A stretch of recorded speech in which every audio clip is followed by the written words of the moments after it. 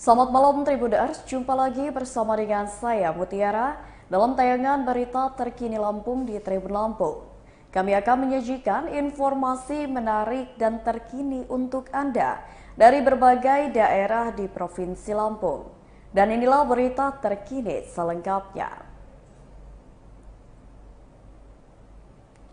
Sandiaga Uno hadiri gelaran Pahawang Culture Festival 2022. Menteri Pariwisata dan Ekonomi Kreatif Sandiaga Salahuddin Uno mengapresiasi gelaran Pahawang Culture Festival 2022. Festival tersebut menjadi momentum kebangkitan ekonomi sekaligus mendorong terciptanya peluang usaha dan lapangan kerja di Provinsi Lampung. Dalam sambutannya, Menparekraf mengatakan Pahawang Culture Festival ini adalah event yang sudah mampu memotivasi untuk bangkit dan berkembang. Sandiaga saat membuka Pahawang Culture Festival 2022 di Pulau Jelarangan, Pesawaran, Lampung pada Sabtu 27 Agustus 2022 malam. Kehadiran Pahawang Culture Festival 2022 adalah inisiasi masyarakat setempat. Tujuannya untuk menumbuh kembangkan inovasi dan kreativitas seni serta budaya lokal agar tetap terjaga dan lestari. Dalam hal ini peran pemerintah hanya sekadar memantau jalannya kegiatan dikarenakan seluruh kegiatan telah berlangsung secara mandiri atas inisiatif masyarakat. Diketahui Pahawang Culture Festival 2022 sendiri masuk ke dalam rangkaian 110 Karisma Event Nusantara. Menparekraf berharap prestasi ini dapat terus ditingkatkan. Staf ahli ekonomi, keuangan, dan pembangunan yang mewakili Gubernur Provinsi Lampung Zainal Abidin juga mengatakan bila Pahawang Culture Festival 2022 merupakan media promosi yang menampilkan berbagai event menarik dan unik khas Kabupaten Pesawaran yang bernilai jual. Event ini juga menjadi wisata alternatif selain wisata bahari yang menjadi unggulan di Kabupaten Pesawaran. Bupati Pesawaran Dendi Ramadona mengucapkan terima kasih kepada Menparekraf yang berkesempatan untuk membuka gelaran Pahawang Culture Festival 2022. Dikarenakan sejak digelarnya festival tersebut baru kali ini Menparekraf hadir di Pahawang. Menparekraf Sandiaga tidak sendiri saat mengunjungi Pahawang, melainkan didampingi juga bersama dengan staf khusus Menparekraf bidang pengamanan destinasi wisata dan isu-isu strategis Kemenparekraf Baparekraf Brigjen TNI Aryo Prawiseso, Deputi Bidang Pembangunan Destinasi dan Infrastruktur Kemenparekraf Baparekraf Vincentius Cemadu, Direktur Tata Kelola Destinasi Kemenparekraf Indra Nitua, dan Direktur Event Daerah Kemenparekraf Reza Pahlevi. Hadir pula Kepala Desa Pulau Pahawang Ahmad Salim serta jajaran pemerintah daerah Provinsi Lampung dan Kabupaten Pesawaran.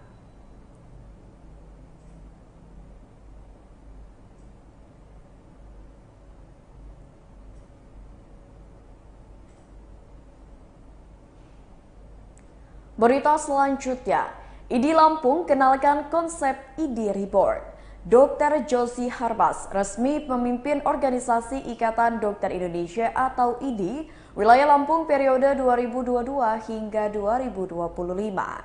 Adapun pelantikan ketua dan pengurus IDI wilayah Lampung berlangsung di Swiss Bell Hotel Lampung pada Minggu 28 Agustus 2022.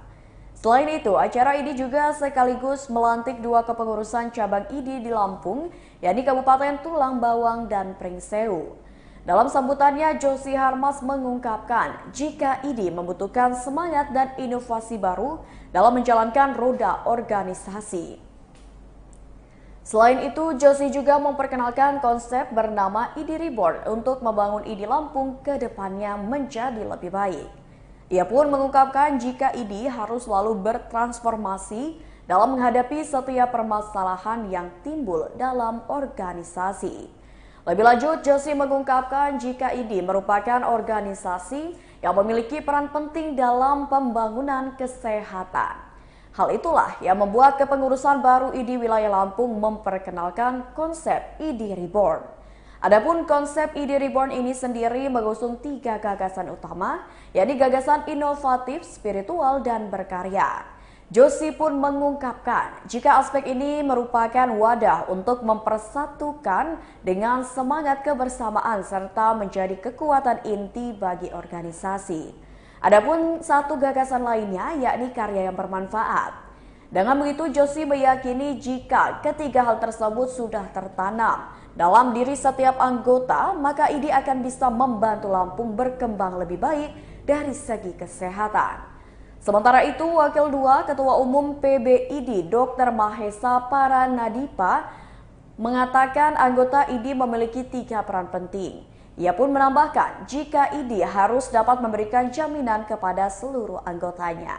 Ia juga berpesan kepada kepengurusan ID wilayah Lampung periode 2022 hingga 2025 dapat menjaga nama baik ID serta memegang teguh kode etik kedokteran.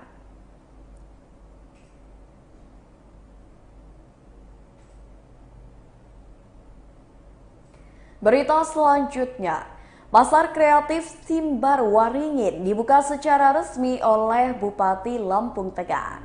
Pemuda di Simbar Waringin lingkungan 1 Triburjo Lampung Tengah menggelar Pasar Kreatif Simbar Waringin atau Pak Simba yang secara resmi dibuka pada hari ini Minggu 28 Agustus 2022. Pasar Kreatif Simbar Waringin atau Pak Simba tersebut nantinya akan diadakan di salah satu jalan desa Simbar Waringin lingkungan 1 setiap hari Minggu. Pasar kreatif menghadirkan pelaku UMKM yang berjejer menjual berbagai macam produk, mulai dari makanan ringan seperti bakso bakar, sosis dan nugget bakar, seblak instan, siomay, lalu ada juga hasil pertanian seperti jagung manis, kangkung, terong, petai, olahan makanan dari produk pertanian seperti kelanting, tahu putih, cenil, getuk lindri, dan sayur matang. Juju selaku tokoh pemuda mengatakan pasar kreatif diharapkan dapat menjadi perputaran ekonomi dan berdampak positif bagi masyarakat. Juju mengatakan selaku ketua pelaksana ia sangat mengharapkan adanya kontribusi masyarakat terutama dari generasi muda dalam inovasi dan kreasi yang dituangkan di Pak Simba. Para pelaku usaha yang hadir menjajakan dagangan di pasar kreatif merupakan warga desa Trimurjo yang turut meramaikan acara yang dibuka secara resmi oleh Bupati Lampung Tengah Musa Ahmad. Wati selaku salah satu pelaku usaha mengatakan ia sangat mendukung adanya gelaran Pak Simba ini. Ia mengatakan dengan adanya Pak Simba ia dapat memasarkan produk hasil pertaniannya dengan mudah. Ia berharap kedepannya Pak Simba akan terus ada dan tidak hanya sebatas formalitas saja. Bupati Musa Ahmad datang untuk melihat berbagai macam dagangan yang dijual oleh masyarakat. Bupati mengatakan ia sangat mengapresiasi jika nantinya Pasar Kreatif Simbar Waringin akan terus diadakan setiap minggunya. Bupati menuntut adanya konsistensi dan inovasi pada pelaksanaan pasar kreatif yang akan dibuka tersebut. Bupati Musa menegaskan agar pemerintah mensupport atau mendukung masyarakat serta mendampingi kegiatan yang berdampak positif ini bagi perekonomian desa dengan mendukung kegiatan secara moral maupun material.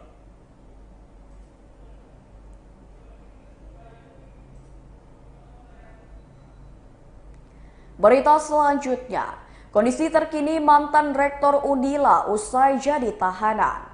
Penasihat hukum mengungkap kondisi mantan Rektor Universitas Lampung Karomani setelah menjadi tahanan Komisi Pemberantasan Korupsi atau KPK. Mantan Rektor Unila Karomani menjadi tahanan KPK setelah ditetapkan sebagai tersangka suap penerimaan mahasiswa baru pada 20 Agustus 2022 lalu. Hal itu setelah Karomani terkena operasi tangkap tangan atau OTT KPK. Kurang lebih 7 hari menjalani penahanan di rutan Gedung Merah Putih KPK. Kondisi mantan Rektor Unila Karomani dikabarkan oleh pengacaranya dalam keadaan sehat. Pengacara mantan Rektor Unila Karomani dari LBH 74 WA Bandar Lampung Sukarmin mengungkapkan bahwa kliennya baru bisa dibesuk secara efektif mulai Senin 29 Agustus 2022 esok.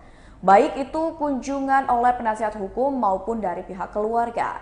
Saat ini pihaknya bersama tim tengah mendiskusikan terkait hasil penggeledahan yang dilakukan oleh pihak KPK.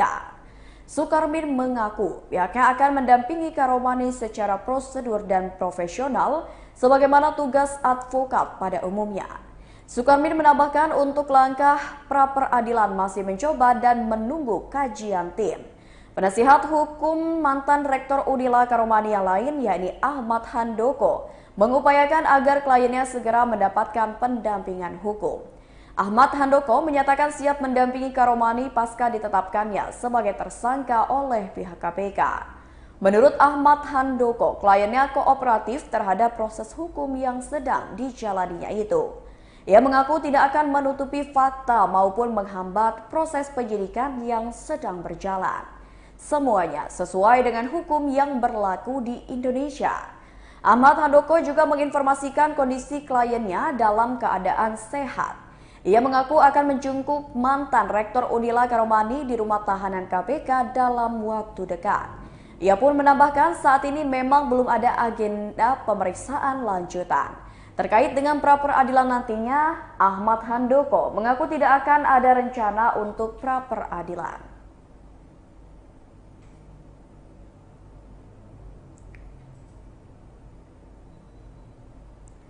Berita selanjutnya, gorong-gorong ambrol di Imopuro kini mulai diperbaiki. Gorong-gorong rusak di RT 18 RW 3 Kelurahan Imopuro, Kecamatan Metro Pusat mulai diperbaiki pada Sabtu 27 Agustus 2022. Perbaikan gorong-gorong yang ambrol di Kelurahan Imopuro, Kecamatan Metro Pusat tersebut dikarenakan tingginya debit air ketika hujan turun. Menurut pantauan Tribun Lampung, pengerjaan gorong-gorong di Kelurahan Imopuro, Kecamatan Metro Pusat tersebut dilakukan oleh 3 orang pekerja. Wawan, pekerja yang memperbaiki gorong-gorong ambrol tersebut mengatakan perbaikan sudah dilakukan selama 2 hari. Ia mengatakan perbaikan hari kemarin adalah melakukan pembongkaran gorong-gorong. Wawan memperkirakan ambrolnya gorong-gorong tersebut dikarenakan derasnya air hujan, sehingga menyebabkan tanah dasar gorong-gorong tersebut tergerus oleh air hujan. Nur yang juga pekerja memperbaiki gorong-gorong tersebut mengatakan belum dapat diperkirakan kapan akan selesai memperbaiki gorong-gorong tersebut. Ia mengatakan box culvert tersebut nantinya akan dipasang di bagian bawah gorong-gorong. Nur mengungkapkan bahwa gorong-gorong tersebut diperkirakan sudah lama rusak. Ia pun mengatakan akibatnya saat ini kendaraan belum bisa melewati jalan tersebut dikarenakan masih dalam keadaan perbaikan.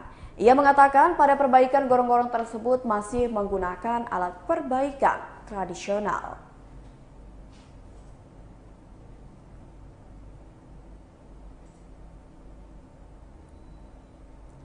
Berita selanjutnya, Festival Krakatau ke-31 hadirkan tema Tangguh Berjaya. Gubernur Lampung Arinal Junaidi membuka pesona Kemilau Festival Krakatau ke-31 tahun 2022 dengan tema Tangguh Berjaya di Anjungan Agung Terminal Eksekutif Bakauheni pada Sabtu 27 Agustus 2022. Pembukaan pesona Kemilau Festival Krakatau ke-31 juga dihadiri Menteri Pariwisata dan Ekraf Sandiaga Uno. PLT Kadis Pariwisata dan Ekonomi Kreatif Provinsi Lampung Kudrotul Ikhwan melaporkan bahwa Festival Krakatau merupakan wadah apresiasi dan puncak kreativitas bagi seniman, budayawan, dan masyarakat Lampung. Festival ini juga sebagai momentum pengingat erupsi Gunung Krakatau pada tahun 1883. Pada gelaran yang ke-31 tahun 2022 ini, Festival Krakatau mengambil tema Tangguh Berjaya, masuk ke dalam 110 kalender kepariwisataan nasional Karisma Event Nusantara 2022. Adapun acara budaya pesona Kemilau Krakatau dan Tur Krakatau yang dilaksanakan ini merupakan rangkaian kegiatan utama Festival Krakatau tahun 2022. Kudrotul juga menginformasikan Tur Krakatau akan diikuti oleh 300 hingga 400 peserta yang terdiri dari tenaga kesehatan yang merupakan trip reward selama penanganan COVID-19. Juga peserta Lampung Familiarization Trip 2022, yaitu para influencer, vlogger, blogger, serta jajaran pemerintah Provinsi Lampung, Forkopimda, dan undangan kabupaten atau kota seprovinsi Lampung. Gubernur Arinal Junaidi dalam sambutannya mengungkapkan bahwa Indonesia telah dinobatkan sebagai negara tercantik alami nomor 1 di dunia oleh studi yang dilakukan peneliti dari money.co.uk, sebuah situs layanan perbandingan dari Inggris. Hal tersebut dipublikasikan oleh majalah Time Out yang terbit di 328 kota besar di 58 negara seluruh dunia. Pariwisata dan ekonomi kreatif dapat memberi kontribusi yang signifikan terhadap kebangkitan sektor kepariwisataan pasca pandemi dan mempunyai efek pengganda yang besar terhadap perkembangan ekonomi masyarakat. Bahkan sebelum pandemi melanda, Gubernur juga mengungkapkan bahwa sektor pariwisata dan ekonomi kreatif diproyeksikan menjadi penyumbang devisa terbesar Indonesia. Dalam kesempatan tersebut, Gubernur Arinal juga menginformasikan bahwa pada triwulan 2 tahun 2022 ini, pertumbuhan ekonomi Lampung mengalami peningkatan sebesar 9,12% dibandingkan dengan triwulan 1 dan merupakan pertumbuhan ekonomi tertinggi se-Indonesia. Selanjutnya, Gubernur Arinal Junaidi menjelaskan bahwa pembangunan sektor kepariwisataan Provinsi Lampung telah mendapat perhatian khusus dari pemerintah pusat. Salah satu keunggulan yang dimiliki oleh Provinsi Lampung menurut Gubernur adalah aksesibilitas yang mudah dan dekat dengan ibu kota negara. Menteri Pariwisata dan Ekonomi Kreatif Sandiaga Salahuddin Uno mengapresiasi dan mengucapkan terima kasih kepada pemerintah Provinsi Lampung dan Dinas Pariwisata Provinsi Lampung dikarenakan Festival Krakatau berhasil menembus karisma event Nusantara 2022.